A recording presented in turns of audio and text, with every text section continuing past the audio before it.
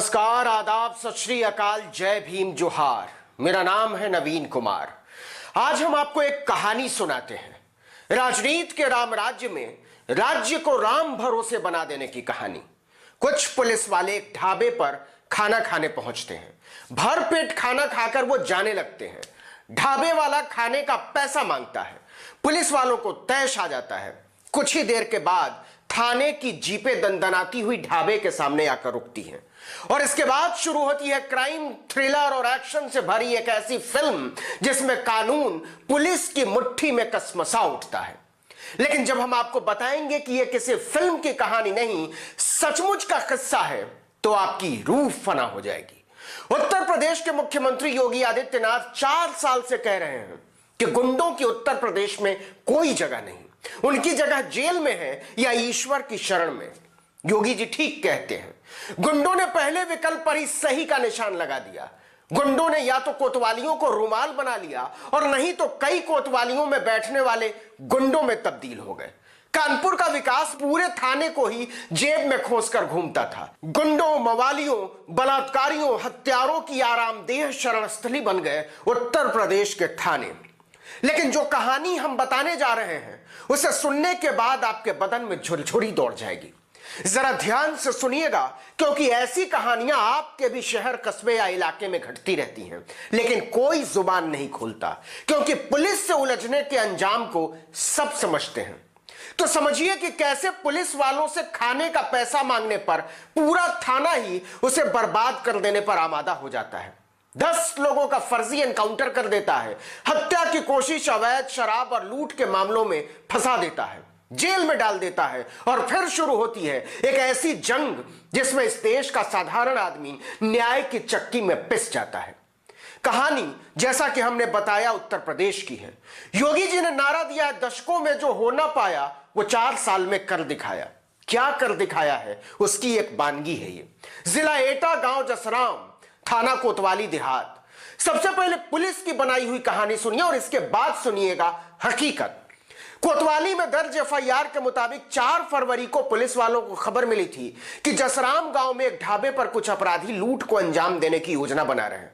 Police party ने दबिश दी और एक मुठभेड़ के बाद ढाबे वाले समेत 10 लोगों को गिरफ्तार कर लिया।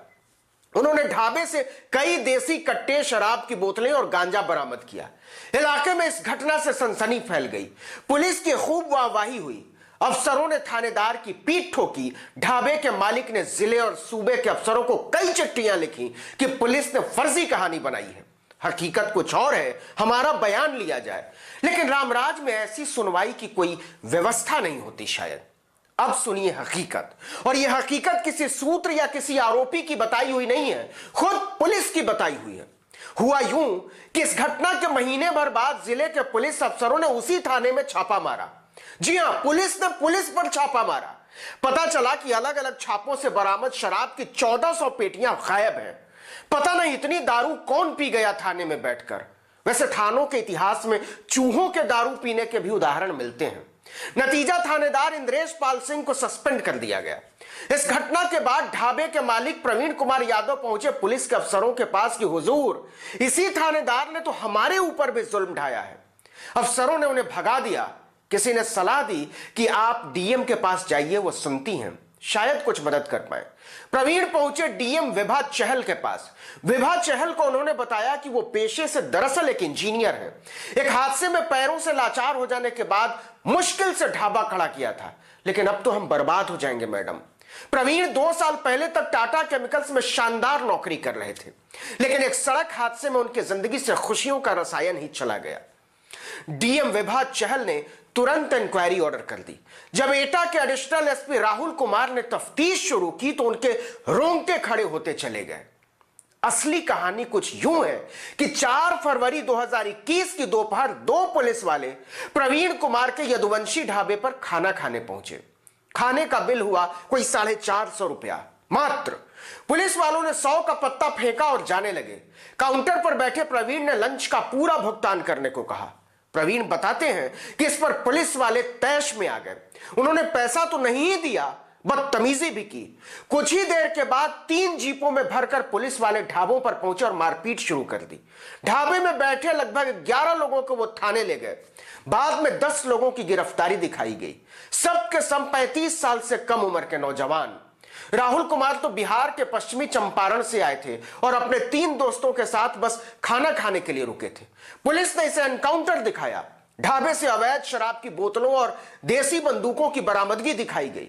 पुलिस ने प्रवीण कुमार यादव को यह कहते हुए छोड़ दिया कि लंगड़े को गिरफ्तार किया तो एनकाउंटर फर्जी लगेगा। छूटने के बाद फौरन प्रवीण पुलिस के आला अफसरों के पास दौड़े कि हुजूर, ये लोग सबको मार डालेंगे, एनकाउंटर की बात कर रहे हैं। लेकिन सबने कहा कि मूर्ख, रामराज में ऐसी बात करता है, पाप है ये। खैर, एडिशनल एसपी ने उस दिन आसपास के खेतों में काम कर रहे लोगों से पूछताछ की तो किसी ने भी गोली की आवाज सुनने की बात नहीं कही। जिन 10 लोगों को पुलिस ने गिरफ्तार किया था उनमें से 2 के अलावा किसी के खिलाफ चींटी मारने का भी मामला नहीं था। जांच में ही पता चला कि उत्तर प्रदेश में पुलिस और मवालियों की यारी कमाल की होती है।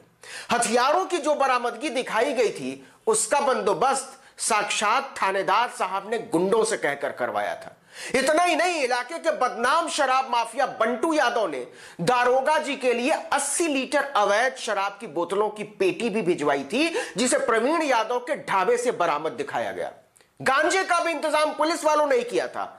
मतलब भोजन का पैसा मांगने पर पुलिस वालों ने खुन्नस में 10 लोगों का फर्जी एनकाउंटर कर डाला, वो भी भरी दोपहरी में। सबके खिलाफ 12 मामले ठोक डाले। जांच के बाद दारोगा इंदरपाल सिंह को सस्पेंड कर दिया गया और पुलिस वालों के खिलाफ रंगदारी, वसूली, बंधक बनाने और जान माल को खतरे में डालने का मुकदमा दर्ज किया गया। लेकिन रामराज में पुलिस वालों की हिम्मत देखिए। प्रवीण यादव ने आरोप लगाया है कि जब पुलिस वालों को पेश किया जा रहा था तो कांस्टेबल संतोष कुमार, जो कि आरोपी भी है, उन्हें कोर्ट कंपाउंड में ही देख लेने की धमकी देता है। जरा सोचिए, अयोध्या में 2,500 करोड़ की लागत से राम मंदिर बन रहा है। बताया जा रहा है कि यूपी में रामराज उतरा हुआ है और समझ में नहीं आता कि थानों में बैठने वाले ही गुंडे मवाली हो गए हैं या गुंडे मवालियों का थानों पर राज चल रहा है। लेकिन रामराज में शिकायत करें भी तो किससे? उत्तर प्रदेश वाकई राम भरोसे चल रहा है।